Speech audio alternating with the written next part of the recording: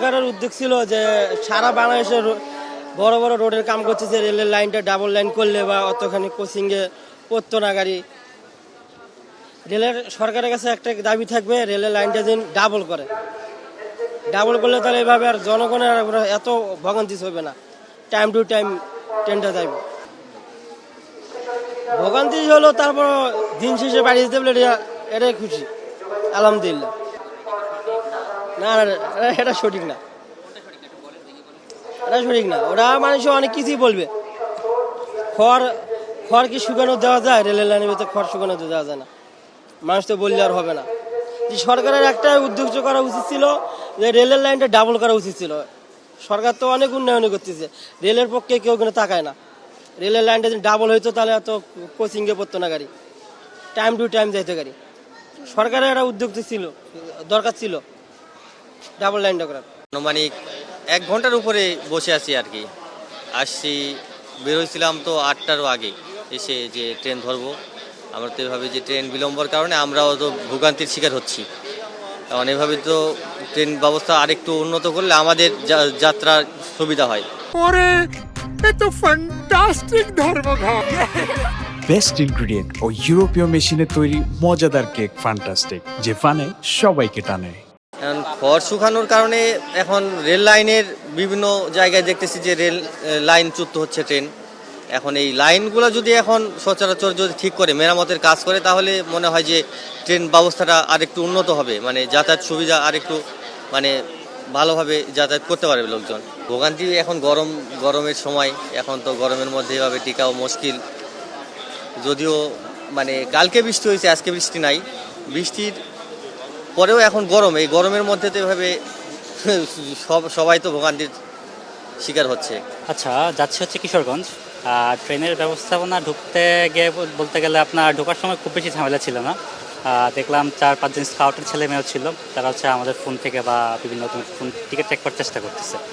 আর ticket পাওয়ার বিষয়টা সেটা হচ্ছে সবচাইতে মনে করেন আপনার কঠিন বিষয়, কারণ টিকিট 10 সেকেন্ডের মধ্যে আপনার 2000-3000 টিকিট একসাথে শেষ হয়ে যাচ্ছে।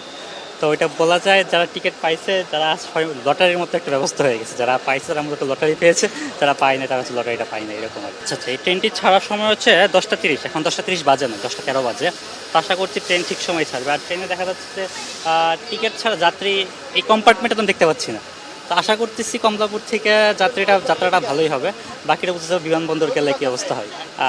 টিকিট না কেটে ট্রেনে ওঠাটা আসলে উচিত না, এটা একজন সাধারণ মানুষের বোঝা উচিত। কিন্তু ঈদের সময় সবাই চায় নিজের বাসায় পরিবার পরিজনের সাথে ঈদ কাটাতে।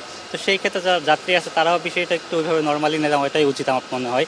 বিশেষ করে ছাদে যেন না ওঠে, আর যেন মোটামুটি সেফটি মেনটেন করে ট্রেনের ভিতরে যাতায়াত করে, সেটাই আমি চাই। প্রতি বছরই ট্রেন দিয়ে যাত্রা করি, ভালোই লাগে ট্রেন দিয়ে যেতে।